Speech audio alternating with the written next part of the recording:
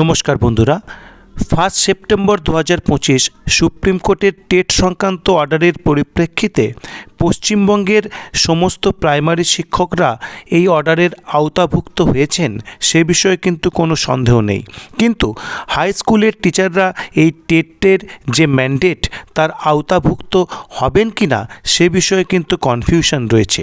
আপনারা জানেন অতি সম্প্রতি যে কেন্দ্রীয় সরকারের পক্ষ থেকে টেট অ্যাফেক্টেড টিচার্সের ডেটা চেয়ে পাঠানো হয়েছিল এবং এটি নিশ্চিতভাবে বলা যাচ্ছে না যে হাই স্কুলের টিচারদের ডেটা সেখানে পাঠানো হয়েছে কি না।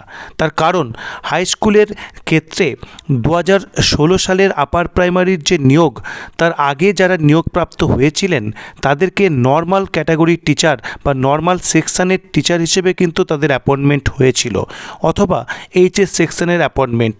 তো নর্মাল সেকশানের যে পাঠদান সেটি আপ টু ক্লাস 10 পর্যন্ত রয়েছে। সুতরাং অনেকেই মনে করছেন যে নর্মাল সেকশনের জন্য নিয়োজিত টিচাররা এই আপার প্রাইমারি পর্যন্ত যে টেটের বাধ্যবাধকতার যে জায়গা তার বাইরে, অর্থাৎ নর্মাল সেকশনের টিচারদের টেট যে লাগবে সেটি নিশ্চিত করে বলা যাচ্ছে না, হয়তোবা তারা ছাড় পাবেন যেহেতু তারা নর্মাল সেকশনের টিচার। কিন্তু প্রশ্ন হচ্ছে অনেক নর্মাল সেকশনের টিচারদের যে ক্যাটাগরি হিসেবে যেখানে শো করার কথা উৎসশ্রী পোর্টাল, IOSMS পোর্টাল অথবা সম্প্রতি ইউডাইস প্লাস যে পোর্টাল, সেখানে নর্মাল সেকশনের টিচারদের নর্মাল সেকশন অপশানটাই কিন্তু আমরা যেমন ইউডাইস প্লাস পোর্টালে দেখতে পাইনি। সেখানে আপার প্রাইমারি অথবা সেকেন্ডারি এই যে ক্যাটাগরি রয়েছে, তো এই পোর্টালগুলিতে নর্মাল সেকশনের টিচারদের নর্মাল সেকশনের বাইরে অন্য কোনো ক্যাটাগরি যথা আপার প্রাইমারি দেখানো যে সমীচীন হবে কি না সে বিষয়ে কিন্তু প্রশ্ন রয়েছে। অনেক টিচার কিন্তু এ বিষয়ে কিন্তু চিন্তাগ্রস্তও রয়েছেন। এই সংক্রান্ত হাইকোর্ট অর্থাৎ ক্যালকাটা হাইকোর্টের 27 জানুয়ারি 2026 প্রকাশ পাওয়া একটি অর্ডার আপনাদের সঙ্গে আজকে শেয়ার করব, যেখানে স্পষ্টভাবে কিন্তু এই সমস্ত প্রশ্নের উত্তর আপনারা পাবেন। অর্থাৎ নর্মাল সেকশনের টিচারদের আপার প্রাইমারি দেখানো যাবে কি না এবং সেই সংক্রান্ত কি অর্ডার হয়েছে সেটি কিন্তু এবার আপনাদের সঙ্গে শেয়ার করতে চলেছি। দেখুন, এই মামলার যে রিট পিটিশন নাম্বার সেটি আপনারা দেখতেই পাচ্ছেন। এই মামলায় কি বলা হচ্ছে দেখুন, the petitioners prayer seeking corrections of their status in 3 portals maintained by the state, that is UDISE plus, IOSMS and Utsashree is pending considerations. It has been submitted that though UDIS Plus portal is the central government's portal, but the same is being maintained by the state authorities. অর্থাৎ এটা সেন্ট্রালের portal হলেও এটি state অথরিটির দ্বারা maintained হয়। Learned advocate appearing for the petitioners referred to the order passed by the court on 26 July 2022 in WPA number 19133 of 2019 plus এখানে কিছু contempt মামলারও কিন্তু এখানে উল্লেখ রয়েছে। এবং দেখুন, BGT এর করা মামলার কিন্তু এখানে উল্লেখ রয়েছে, wherein the court directed that the teachers recruited prior to 1st SLST 2016 shall be treated as the teachers of normal sections and shall be permitted by the respective school authorities to functions accordingly. অর্থাৎ স্পষ্টভাবে কোর্টের অর্ডারে কিন্তু বলা ছিল যে কি বলা হয়েছে, 1st SLST 2016, অর্থাৎ আপনারা জানেন এখানে কিন্তু আপার প্রাইমারির নিয়োগ কিন্তু হয়েছিল 1st SLST 2016-এ। তার আগের যারা নিয়োগপ্রাপ্ত ছিলেন তাদেরকে এক্সক্লুসিভলি নর্মাল সেকশনের টিচার হিসেবে কিন্তু ফাংশন করতে দেওয়া হবে, এটি কিন্তু স্পষ্ট করে বলা ছিল।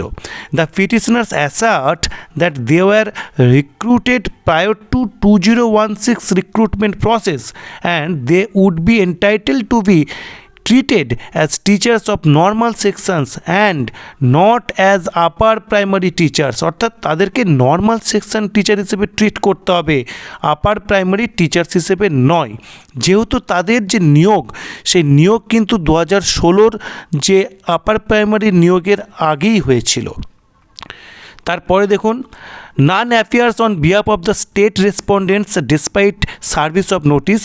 In the absence of proper instructions from the state respondents, it is not possible for the court to decide the issue conclusively অর্থাৎ in view of the aforesaid facts and circumstances the instant writ petition stands disposed of by directing the concerned district inspector of schools অর্থাৎ ডিআইদের এখানে directions দেওয়া হচ্ছে to take into considerations the petitioners prayer অর্থাৎ পিটিশনারদের প্রেয়ারকে কনসিডারেশনের মধ্যে নিতে বলা হচ্ছে সিকিং তারা কি চাইছেন পিটিশনাররা updations of their status in the official portals strictly in accordance with the prevailing guidelines and the law laid down by the court in the matter of দেখুন সে বিজিটি এর মামলার কথা কিন্তু এখানে উল্লেখ করা হচ্ছে অর্থাৎ এই যে কোর্টের যে রায় তার পরিপ্রেক্ষিতে তাদের যে নেসেসারি আপডেশন সেটি কিন্তু করতে বলা হচ্ছে ডিরেকশন দেওয়া হচ্ছে ডিআইদের এবং কি বলা হচ্ছে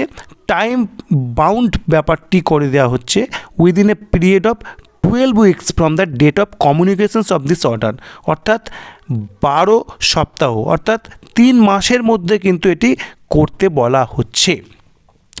এবার আপনাদের অনেকের প্রশ্ন হবে যে এই অর্ডার এটি কি সামগ্রিকভাবে সবার ক্ষেত্রেই প্রযোজ্য হবে নাকি যারা মামলা করেছিলেন বা যিনি মামলা করেছিলেন তার স্ট্যাটাসটাই শুধু এখানে আপডেট হবে। দেখুন এ বিষয়ে যখন ডিপার্টমেন্ট অর্থাৎ স্কুল এডুকেশন ডিপার্টমেন্টের পক্ষ থেকে কোনো একটি সিদ্ধান্ত নেওয়া হবে তো এটি আশা করা হবে যে এটি সকলের জন্যই কিন্তু প্রযোজ্য হবে অর্থাৎ আমরা এক্সক্লুসিভলি যে নর্মাল সেকশন টিচার্স যে ক্যাটাগরি সেটি কিন্তু আমরা দেখতে পারি যে এই কোর্টের অর্ডারের পরিপ্রেক্ষিতে তো কি হয় এবং এই যে অর্ডার এর ফলশ্রুতিতে ডিপার্টমেন্টের পক্ষ থেকে ইন জেনারেল কোনো নির্দেশ বা ইনস্ট্রাকশনস ডিআইদের দেওয়া হয় কি না বা কমিশনার এন্ড থেকে কোনো নতুন নির্দেশিকা আসে কি না সেদিকে নজর থাকবে। তবে আপাতত এটুকু বলা যায় যে এ বিষয়ে কিন্তু টিচারদের পক্ষেই এই হাইকোর্টের অন্তত এই অর্ডারটি কিন্তু দেওয়া হলো অর্থাৎ নর্মাল সেকশনস টিচার তাদেরকে নর্মাল সেকশন এই ক্যাটাগরিতেই দেখাতে হবে আপার প্রাইমারি দেখানো যাবে না এবং যেটি অনেকেই আশা করছেন যদি এটি নর্মাল সেকশন হিসেবে দেখানো হয় তাহলে তাদের হয়তো টেট দিতে হবে না। তো এই জন্য এই বিষয়টি এতটাই গুরুত্বপূর্ণ বর্তমানে রয়েছে। এ বিষয়ে পরবর্তী আপডেট যেটাই পাবো সেটি আপনাদের সঙ্গে শেয়ার করব। আপাতত এটুকুই। যদি ভিডিওটি ভালো লাগে তাহলে অবশ্যই লাইক কমেন্ট এবং শেয়ার করুন এবং এ বিষয়ে আপনার কি মতামত অর্থাৎ এই যে সেকশন সমস্যা সে বিষয়ে কি আপনার মতামত সেটি অবশ্যই কমেন্ট করুন। ধন্যবাদ।